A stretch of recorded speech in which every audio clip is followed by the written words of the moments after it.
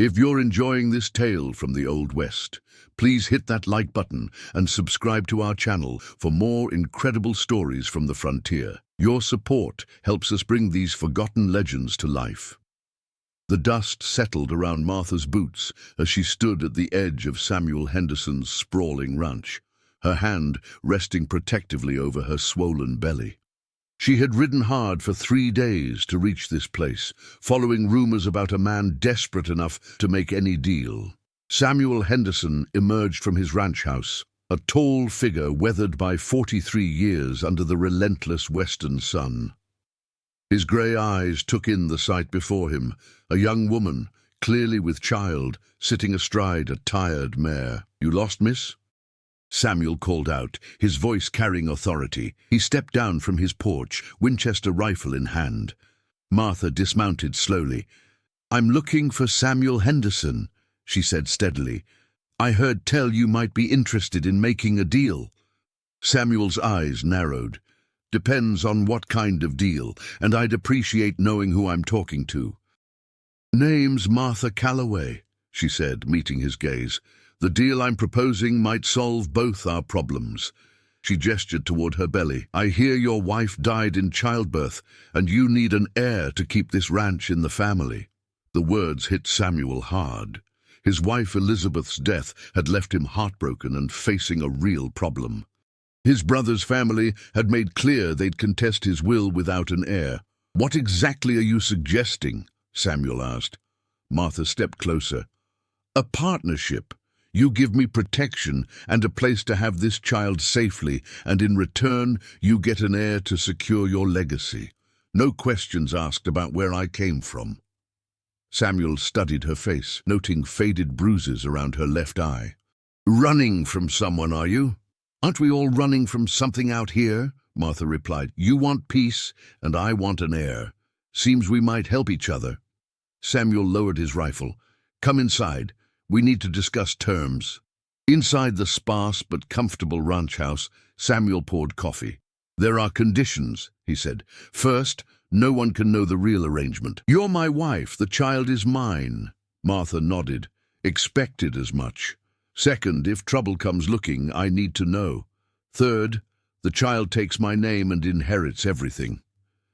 Martha hesitated, then agreed. They shook hands, sealing an agreement that would change both their lives forever. The next morning, they rode into Copper Creek together. Pastor Williams married them in a simple ceremony with 2 witnesses. If he had questions about the pregnant bride, he kept them to himself. Over the following weeks, they settled into a surprising routine. Martha proved an excellent cook and housekeeper with a head for numbers, helping with the ranch's bookkeeping and catching costly errors. Samuel was gentler than Martha expected, never raising his voice and seeming genuinely concerned for her well-being. He hired a doctor and spared no expense, ensuring she had everything needed. But beneath the surface, both carried secrets. Martha's past haunted her dreams. Samuel struggled with guilt over Elizabeth's memory and fear that his gamble might destroy everything. The crisis came on a cold November morning when Martha was 8 months pregnant. Hanging laundry, she saw a rider approaching at full gallop. She recognized the broad shoulders and cruel face of Jake Morrison, the man she'd fled from. Samuel emerged from the barn, rifle ready. He saw the terror in Martha's eyes and understood immediately. "Get inside," he said quietly. "Lock the door." Jake Morrison reined in his horse 20 feet away. He was a big man with small, cold eyes. "You got something that belongs to me," he said without preamble. "You're on my land uninvited," Samuel replied, keeping his rifle ready. "That woman's carrying my child. I've come to take what's mine." Samuel felt cold rage building. "That woman is my wife and the child is mine. You're mistaken." Jake laughed harshly. "She ran off from my place 3 months ago, pregnant with my bastard. I've been tracking her. She's my wife now, legally married. Whatever claim you think you have died when she took my name."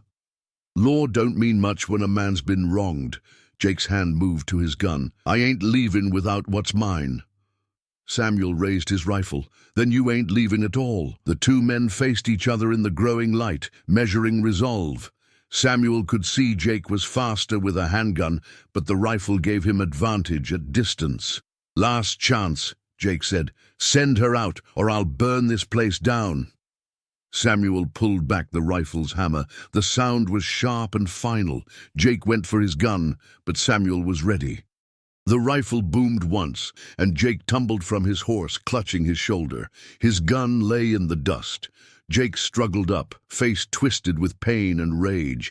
"This ain't over. I got friends coming for you. They're welcome to try," Samuel said, keeping the rifle trained on him.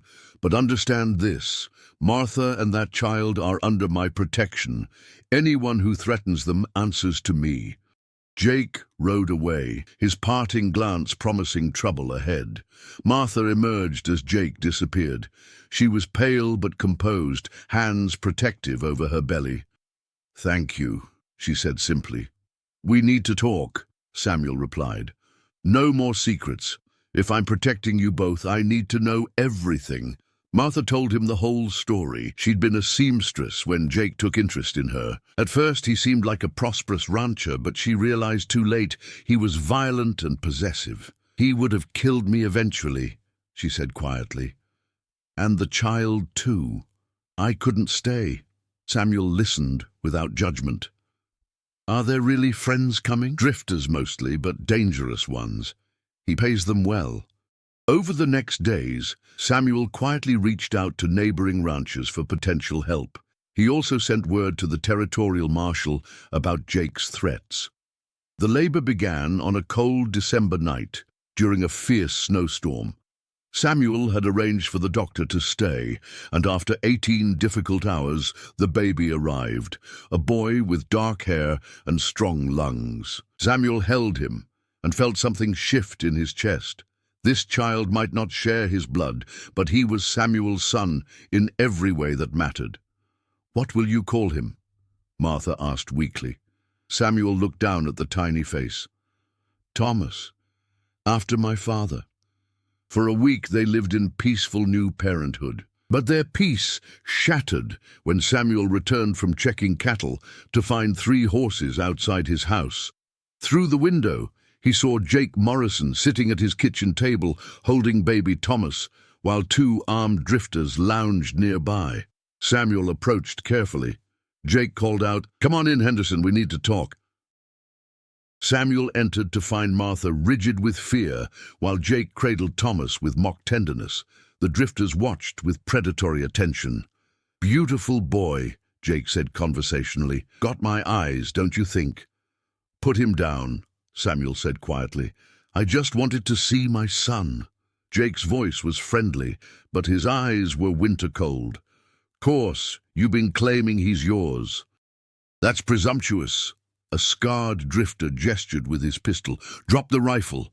With the baby in Jake's arms and guns drawn, Samuel had little choice. He set the rifle aside, but remained ready. "Smart man," Jake said. "Now Martha and little Tom are coming with me.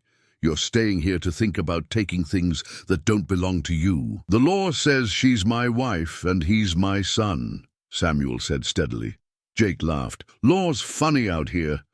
Sometimes it favors the man with most guns." He stood, still holding Thomas. "Martha, get your things." Martha looked at Samuel with desperate eyes. "Please let Samuel hold him while I pack. Tommy stays with his real daddy."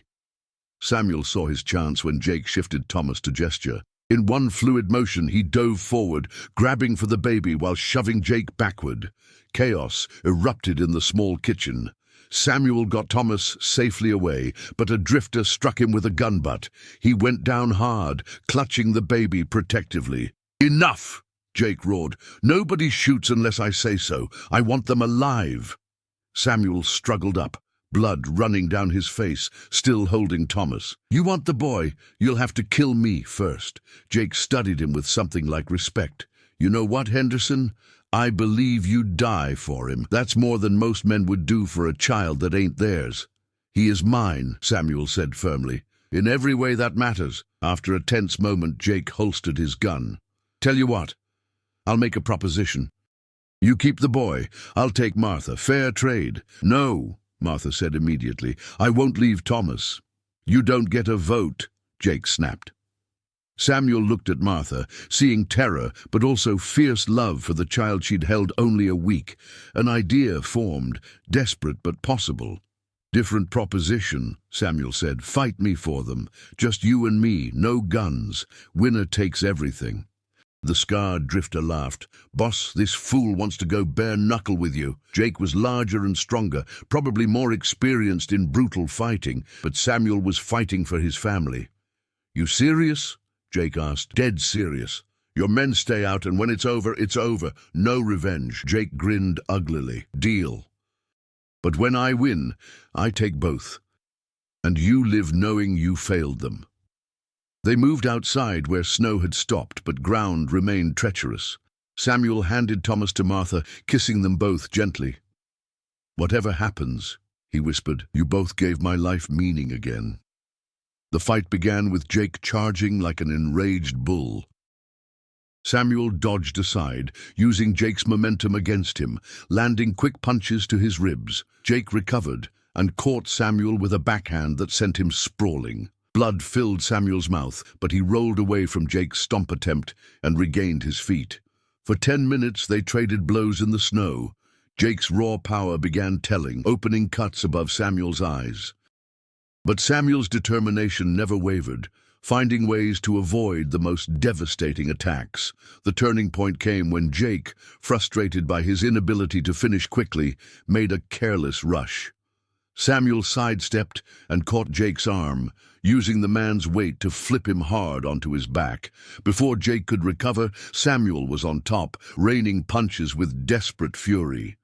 Jake tried bucking him off, but the fall had knocked his wind out, and Samuel's assault gave no recovery chance. When Jake finally stopped moving, Samuel rolled away, gasping in the snow. Jake was unconscious but breathing. The drifters looked at each other uncertainly. Their boss was down, and they hadn't been paid enough to continue alone. "Deal's a deal," Samuel said, struggling up. "Take him and go." They loaded Jake's unconscious form and rode away. Samuel never saw any of them again. In following years, Thomas grew into a strong, intelligent boy with aptitude for books and ranch work. Samuel formally adopted him at 5, ensuring no inheritance questions. Martha proved everything Samuel hoped for in a partner. Their marriage, begun as desperate bargain, slowly transformed into something deeper. They never spoke of love, but mutual respect and affection was evident. When Thomas turned 18, Samuel told him the truth about his parentage. The young man listened quietly, then said simply, "You're my father in every way that counts." Samuel Henderson died peacefully at 71, surrounded by Martha, Thomas, and Thomas's children. The ranch he'd feared losing passed to a son who understood its value.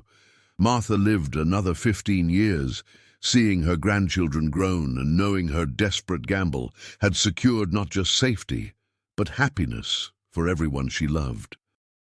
The townspeople never learned the full truth, but it didn't matter. The bonds forged by choice and commitment proved stronger than those created by blood alone. What do you think about Martha's decision to trust a complete stranger with her future and her child's life? Was Samuel right to fight for a family that wasn't biologically his? Share your thoughts in the comments below and let us know what you would have done in their situation.